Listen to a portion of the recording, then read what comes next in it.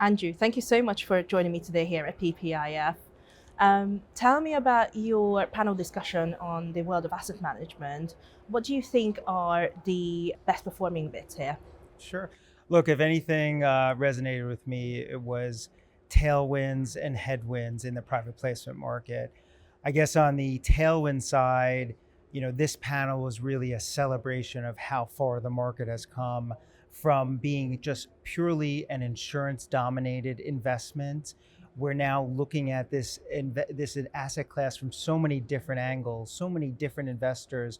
There's just been incredible growth, demand, and interest in the private asset market. And I would say, look, we just have to keep up with it. And it's just been an incredible experience to be part of some of these players that are really, I think, starting to shape the market and take it to the next level. And then, look, just to bring it to the headwind side of the observations, look, with the interest in the market, the demand has been insatiable at times. The supply of deals just can't keep up with the demand. And there's been a confluence of factors in that the private credit market is dipping in and allocating with the private placement market. So there's just a tremendous amount of capital chasing fewer and fewer deals. So competition has really put pressure on economics, on spreads, on fees, and putting that all together, it's just been a very borrower-friendly market, issuer-friendly market for investors to really get some yield. So, what sectors do you think are the most attractive at the moment? Sure. Look, well, there's always going to be the historically public sectors like industrials and financials and utilities that will always be there. But we heard a lot today, and I've seen across my desk, increasing opportunities in tech. And what I mean by that include AI, data centers, ancillary businesses like cybersecurity.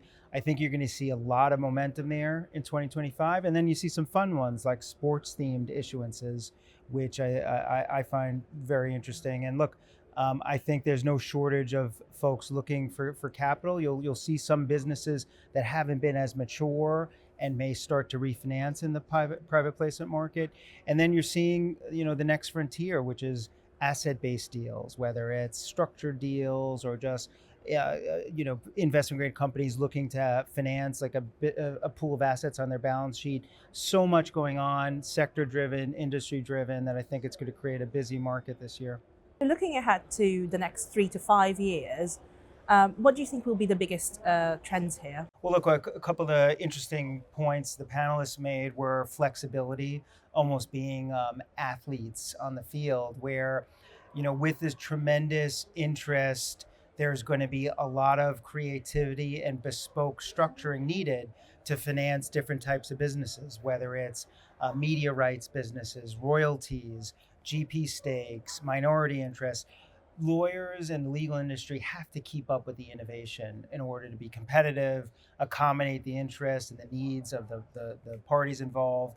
And I think on the business side too, the parties looking for funds and their investors want to know that they have asset managers, advisors that are really there, are all consuming and able to service all of their needs.